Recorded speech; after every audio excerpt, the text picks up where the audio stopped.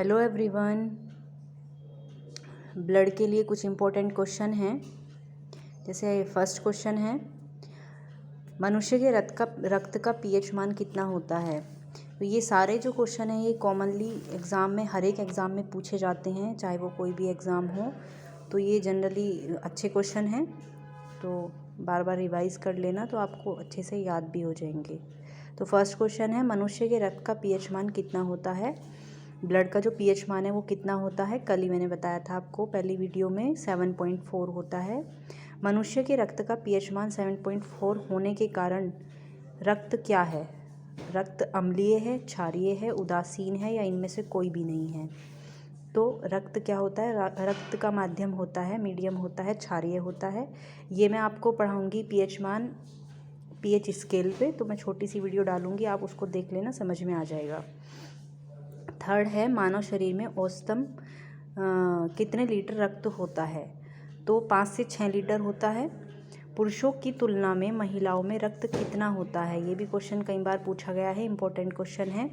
तो पुरुषों की तुलना में महिलाओं में रक्त कितना होता है, तो या ये कहेंगे कि महिलाओं की तुलना में पुरुषों में रक्त कितना अधिक होता है।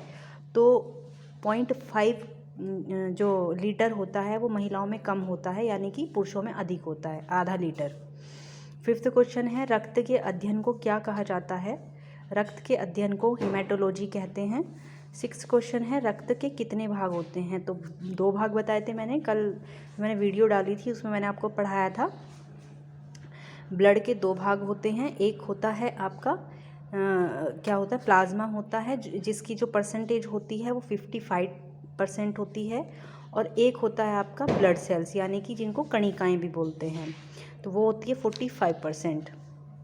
कणिकाओं में क्या क्या मिलता है, आरबीसी, डब्ल्यूबीसी और क्या होता है, और प्लेटलेट्स। और जो आपका प्लाज्मा है उसमें क्या क्या था, प्रोटीन, ग्लूकोज, साल्ट और 90% जल होता है। सबसे ज़्यादा मात्रा किसकी होती है, जल की होती है, किसमें, प्लाज्मा में।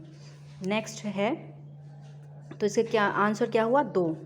रक्त के कितने भाग होते हैं, 2 भाग होते हैं। प्लाज्मा से फाइब्रोनोजन को निकाला जाता है तो शेष प्लाज्मा क्या कहलाता है। तो जो शेष प्लाज्मा बचता है उसको हम सीरम कहते हैं। 8th है, रक्त से आरबीसी को जब निकाला जाता है तो शेष भाग क्या बचता है, तो वो प्लाज्मा बचता है। अगर ब्लड से आरबीसी को निकाल देंगे तो बचा हुआ भाग क्या कहलाता है, प्लाज्मा कहलाता है। 9th क्वेश्चन है, आरबीसी का मुख्य कार्य क्या होता है, तो वो ऑक्सीजन का परिवहन करता है। 10th है, आरबीसी का जीवन काल कितने दिन का होता है, वो 120 दिन का होता है। 11th क्वेश्चन है, मानव शरीर में आरबीसी का निर्माण कहाँ होता है। मानव शरीर में आरबीसी का निर्माण कहाँ होता है, तो वो बोन मैरो में होता है, यानी कि अस्थि मज्जा में होता है।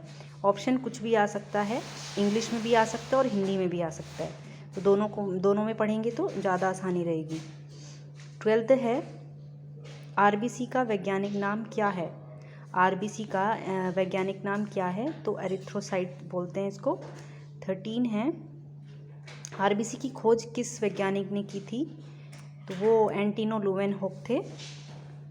और 14th है, प्लाज्मा का रंग कैसा होता है, तो वो हल्का पीला होता है।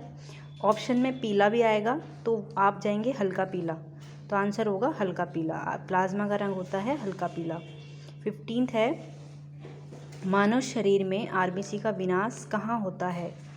जो आरबीसी की डेथ होती है वो मानव शरीर में कहाँ होती है। जैसे ऑप्शन दिया हुआ है, यकृत है, स्प्लीहा है, स्प्लीन है, प्लीहा है, और ये सभी, या इन तीनों में होता है या केवल सिंगल में होता है किसी। तो आंसर बनेगा आपका सभी में होता है। यकृत में यानी लीवर में भी होता है। स्प्लीन को हिंदी में प्लीहा बोलते हैं, या प्लीहा को इंग्लिश में स्प्लीन बोलते हैं। तो हिंदी इंग्लिश में आपको याद रहेगा तो आसानी रहेगी आंसर को चूज़ करने में। तो इसका आंसर क्या हो जाएगा, सभी। 16th क्वेश्चन है, कौन सा रक्त समूह, कौन सा ब्लड ग्रुप सर्वग्राही रक्त समूह कहलाता है। सर्वग्राही रक्त समूह कौन सा ब्लड ग्रुप कहलाता है, तो वो AB होता है, AB।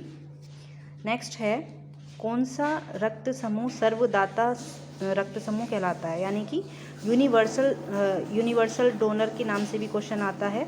तो कौन सा होता है? ब्लड ग्रुप ओ होता है। सो गाइज, वीडियो अच्छी लगी हो तो शेयर करना, लाइक करना, सब्सक्राइब करना and thank you so much for watching.